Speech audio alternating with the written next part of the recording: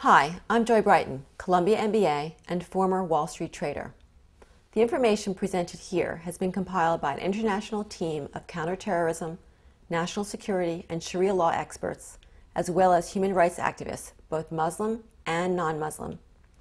Lately, we've been hearing about a fast-growing new market on Wall Street called Sharia Islamic finance, also known as Islamic banking. For example, in December 2008, AIG announced they are offering socially acceptable Sharia insurance in America. In February of 2009, Al-Qaeda created a video urging Germany to avoid a deeper recession and give up Western capitalism, convert to Sharia banking, and live by Islamic principles. So Wall Street and Al-Qaeda are both in favor of Sharia banking? Something is missing from this picture. What are Islamic principles? And what is Sharia? Sharia is not a religion. Sharia is a political movement whose members are dangerous radicals. Its mission is to force conversion of the entire world to Sharia-driven Islam, where church and state become one. Sharia is a political movement, much like communism and apartheid, with a few men in power making promises of a better life. This movement has been more loosely described as radical Islam or political Islam. Its mission is world domination. The method is jihad. Jihad comes in three forms: violent, cultural, and financial.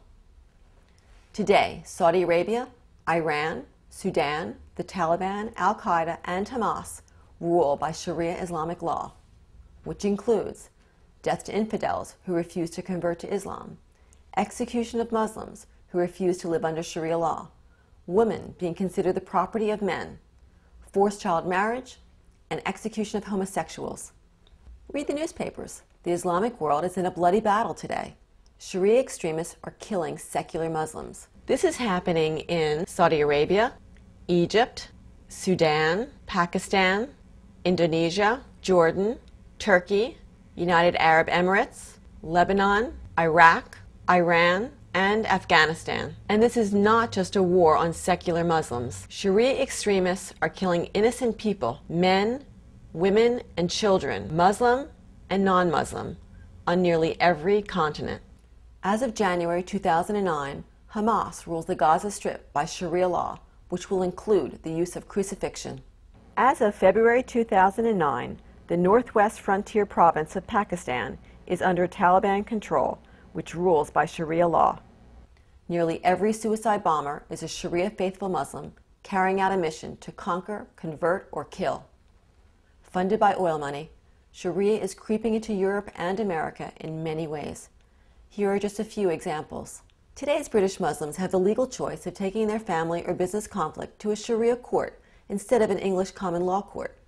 In 6 cases of domestic violence on public record, Sharia judges convicted all 6 Muslim husbands of beating their wives and sentenced them to anger management classes with no further punishment.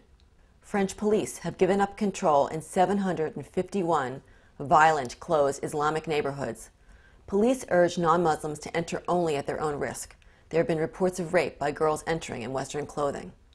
February 2009, Geert Wilders, creator of the movie Fitna, which describes Islamic extremism, faces criminal charges of hate speech in the Netherlands. Geert was denied entry into Great Britain to speak at the House of Lords for fear of Islamic riots. Let's go to America. The first Sharia court was legalized in Richardson, Texas in 2007. There is pressure to create more Sharia courts in New Jersey, Minnesota, and California. On New Year's Day, 2008, a Texas father murdered his 2 Muslim teenage daughters, Amina and Sarah Saeed, for wearing makeup and dating boys. And in February 2009, a Muslim man, highly respected in his community, decapitated his wife after she filed for divorce. These murders are known as honor killings and are justified under Sharia law as a means to restore the family honor. In Jordan, typical sentencing for an honor killing is 3 months jail time. In 2007, the Chicago Hamdard Center for Domestic Violence had to turn away 647 Muslim women and girls seeking shelter from abusive fathers and husbands.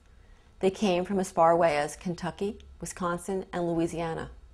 Sharia law allows disobedient wives to be beaten. Books are being censored in America. Sharia law does not tolerate any criticism of Sharia by Muslims or non-Muslims.